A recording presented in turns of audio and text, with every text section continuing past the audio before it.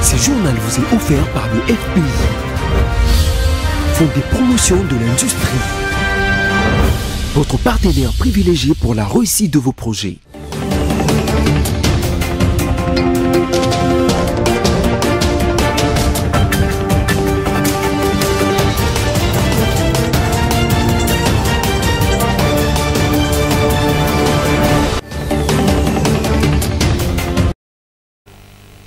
On est toujours ensemble, mesdames, messieurs. Bienvenue dans ce journal dont voici les sommaires. Les partis politiques et Alliance pour les changements, parti cher à Jean-Marc Kabound, affirme et réaffirme sa participation aux élections de 2023 malgré son absence de la liste des partis autorisés à fonctionner.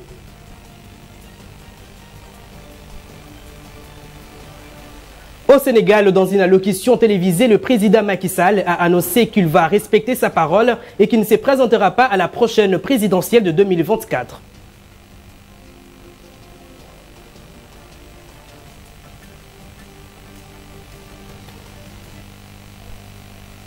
Mais tout d'abord, le gouvernement prend des dispositions nécessaires pour assurer la meilleure participation aux délégations de tous les pays. Cette décision a été prise au cours d'une réunion stratégique autour du Premier ministre Jean-Michel Sama Lukonde le lundi 3 juillet dans son cabinet de travail à la primature. On écoute Patrick Mouyaya au sortir de cette réunion. D'abord, vous savez que les Jeux arrivent dans 25 jours.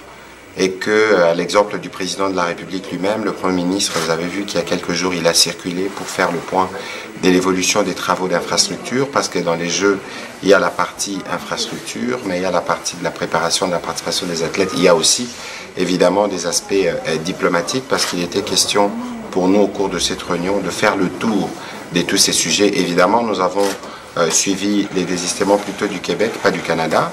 On a entendu parler de la Wallonie aussi, qui disait qu'il limiterait la participation qu'à des activités culturelles. Je crois qu'un sujet sur lequel on va continuer les discussions, parce que des précautions ont été prises, notamment pour la piste d'athlétisme. On a pris des précautions en fonction des exigences de certaines fédérations. On ne peut pas comprendre que cela ne s'efface pas. Et donc, de ce point de vue, il y aura des conséquences le moment venu. Mais pour aujourd'hui, nous avons été plutôt informés des dispositions, notamment sécuritaires, qui sont prises, parce qu'il y a des rumeurs ou ceux qui alimentent la manipulation, qui tendent à faire croire que Kinshasa n'est pas une ville sécurisée pour abriter les Jeux. Totalement faux. Il y a des plans de sécurité qui ont été faits. Il y a des dispositions qui ont été prises, notamment avec des ambulances spécifiques pour la prise en charge sanitaire des différents athlètes. Et donc aujourd'hui, on s'attelle plutôt à finaliser les derniers travaux sur tous les sites où il reste encore de travaux à faire. Et je crois que dans le jour qui vient, nous aurons une communication plus étendue sur le sujet pour permettre maintenant aux Quinois de se préparer à recevoir le monde francophone qui va arriver ici.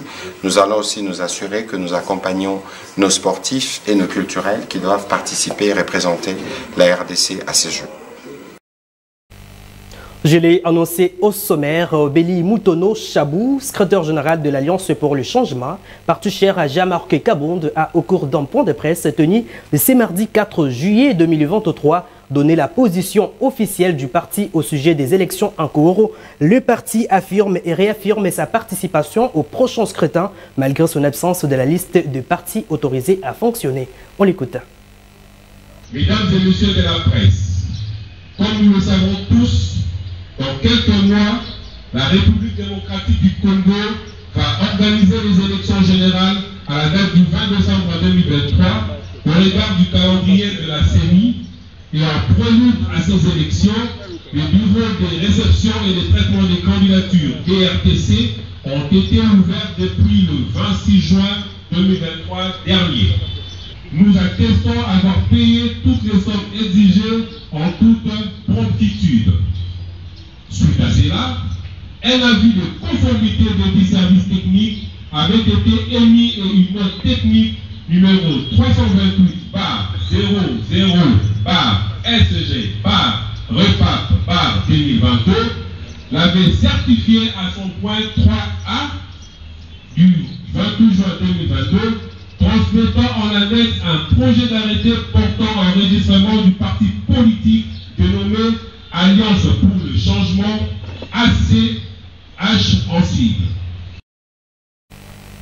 Évoluant dans ce journal, quelques jeunes du mouvement lumumbiste et progressiste étaient dispersés par la police ce mardi 4 juillet 2023 devant le siège de la DEMIAP lors d'un sit-in pour réclamer la liberté de leur président national Franck Diongo, arrêté depuis 2 semaines. À ce sujet, maître Patrick Tinda, secrétaire général adjoint de MLP, était au téléphone de Yves Mayele.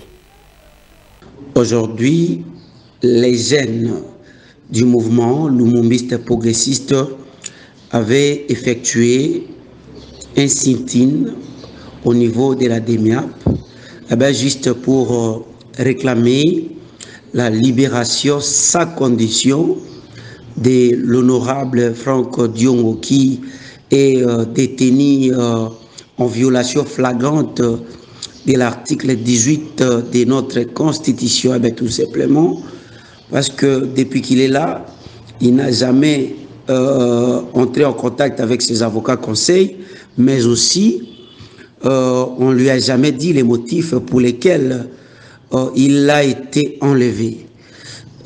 C'est ce qui avait poussé la jeunesse du MLP à prendre une décision noble qui est celle d'aller effectuer un sit-in devant la DEMIAP pour exiger la libération sans condition de l'honorable Franck Diongo. Raison pour laquelle nous sommes en train de revendiquer sa libération pire et simple. Que ça fait pratiquement 3 jours que l'honorable ne mange pas. Il ne mange pas, il ne boit pas.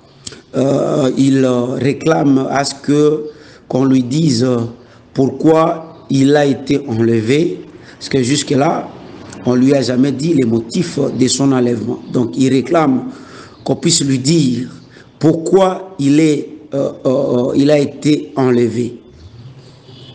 Aussi, son état de santé laisse à désirer. Il veut rencontrer son médecin. Clôture lundi 3 juillet 2023 des travaux d'évaluation de la coopération militaire entre la République démocratique du Congo et la République sud-africaine. Ces travaux qui avaient pour objectif d'évaluer les questions relatives à la coopération militaire entre les 2 pays. Ginette Fika. Débuté le week-end dernier au Collège Haute Études de Stratégie et de Défense à Kinshasa, les travaux d'évaluation de coopération militaire entre la République démocratique du Congo et la République sud-africaine ont pris fin. C'est lundi 3 juillet 2023. Ces travaux avaient pour objectif évaluer les questions relatives à la coopération militaire entre les 2 pays. Plusieurs officiers militaires et hautes personnalités et experts de la sécurité ont pris part à ces travaux préparatoires au sommet des chefs d'État, qui se tiendra le 7 juillet prochain à Kinshasa. Arrivée ce lundi matin à Kinshasa, la ministre sud-africaine de la Défense et vétéran, Tandirit Modis, a participé à la clôture de ces travaux mixtes RDC-RCA. Parlons sécurité dans la ville-province de Kinshasa. La police nationale a présenté une bande de kidnappeurs au vice-premier ministre de l'Intérieur Peter Kazadi le lundi 3 juillet 2023. Au total, 27 bandits, dont 6 filles, 4 policiers et 17 autres criminels. Hommes, regardez. À en croire la police-ville de Kinshasa, ces personnes sont auteurs de kidnappings signalés ces derniers temps dans la capitale. C'est plus de 30 personnes arrêtées par le commissariat provincial de la police. Le général Silvano Kassongo, chef de la police de la ville, les a présentés au vice-premier ministre, ministre de l'Intérieur, Sécurité et Affaires coutumières Peter Kazadi. Parmi ces criminels présumés figurent des jeunes dames dont la beauté sert d'appât pour rassurer les victimes à bord des taxis avant de les kidnapper. Les jeunes gens qui ont mis leur vigueur au service du mal sont également comptés parmi les criminels. 23 bandits à main armée, tous des civils, dont 6 filles, et 4 policiers qui ont excellé dans l'extorsion et arrestation arbitraire. Dans cette circonstance, nous avons saisi 3 voitures Toyota IST, 7 motos, une arme AK-47, 5 machettes, cisailles et cagoules. Quelques jours avant, juste après leur arrestation, dans les locaux de la police, ils sont passés aux aveux, reconnaissant leur forfait. Tout ça, la taxi et puis qu'il y a Poti, la botolier bilo. Première fois, police criminelle est quand même. Et quand il y a pour l'enlèvement, tout ça, on a taxi, catch et jaune. Là, il y a ça 2 fois. 5 fois. Au bilan, il y a prison de. Quand on a pour toi, magistrat, on a fait. On a fait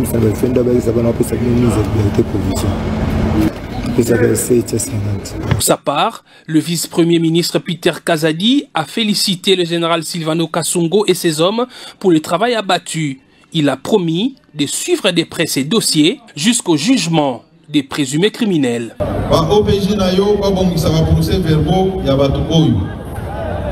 Le plus rapidement possible, pas déférer Bango à parquet.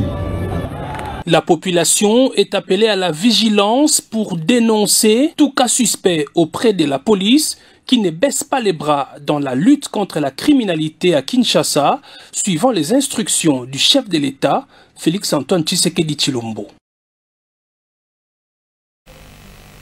Dans le même chapitre de l'insécurité qui bat la capitale de la RDC, nos reporters ont descendu sur terrain pour accueillir les avis de la population. Quelques Cunois ont dénoncé ces phénomènes qui deviennent de plus en plus sérieux dans la ville de Kinshasa. Yves Mayele et Générose Essengo signent ces reportages.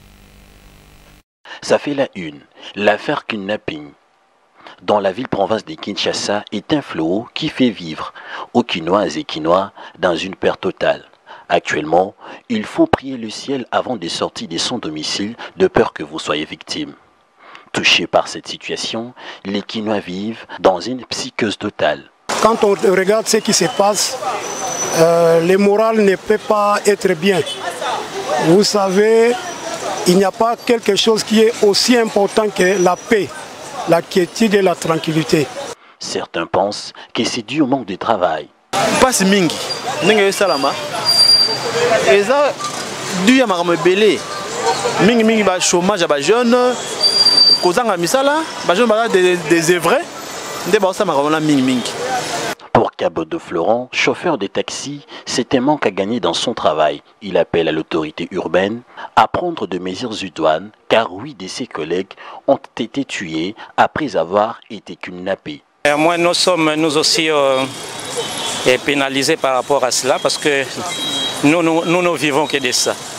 Nous sommes chauffeurs, nous sommes taximens, mais malheureusement que nous sommes aussi des victimes par rapport à ces kidnappings.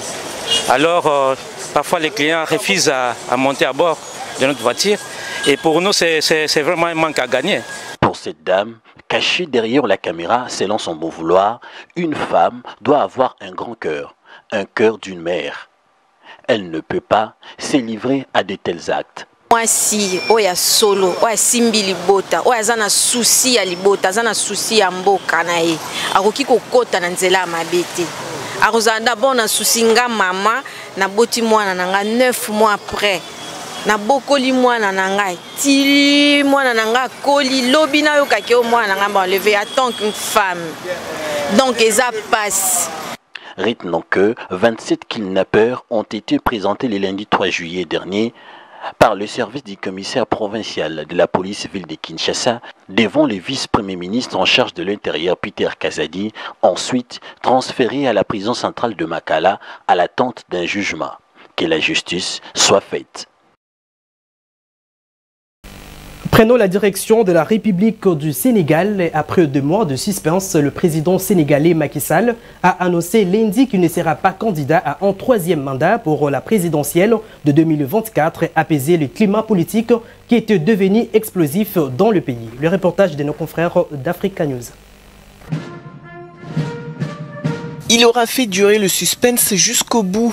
Dans un discours télévisé lundi soir, Macky Sall a annoncé qu'il ne briguera pas de 3e mandat à la présidentielle de 2024. Une déclaration qui met fin au débat autour de sa candidature alors que la Constitution ne nous permettait pas de se représenter. Cette situation avait créé un climat politique tendu ces derniers mois dans le pays. On a tant spéculé, commenté sur ma candidature à cette élection. Cependant, je n'ai jamais voulu être l'otage de cette injonction permanente à parler avant l'heure, car mes priorités portaient surtout sur la gestion d'un pays, d'une équipe gouvernementale cohérente et engagée dans l'action pour l'émergence, surtout dans un contexte socio-économique difficile et incertain. Ce renoncement, même s'il décevra ses partisans, permettra au pays de retrouver son calme. Plusieurs élus locaux avaient signé une pétition pour soutenir le président sénégalais, mais Macky Sall n'a par ailleurs pas désigné de successeur dans sa famille politique. Elle surprendra aussi ceux et celles qui souhaitent me voir encore guider la construction du Sénégal, qui trouve de plus en plus ses marques. Mais le Sénégal dépasse ma personne et il est rempli de leaders également capables de pousser le pays vers l'émergence. En attendant, la candidature de l'opposant Ousmane Sonko est toujours compromise. Dans une vidéo publiée dimanche soir sur les réseaux sociaux, il a appelé les Sénégalais à manifester massivement dans les prochains jours, que Macky Sall se présente ou non. Les rappels des principaux titres.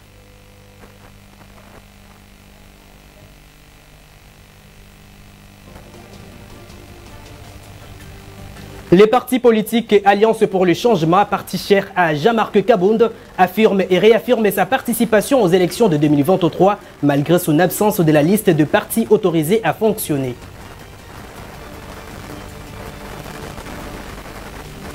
Au Sénégal, dans une allocution télévisée, le président Macky Sall a annoncé qu'il va respecter sa parole et qu'il ne se présentera pas à la prochaine présidentielle de 2024. Ce journal est complètement terminé. Merci de nous avoir suivis et bonne suite de programmes sur nos antennes. Au revoir.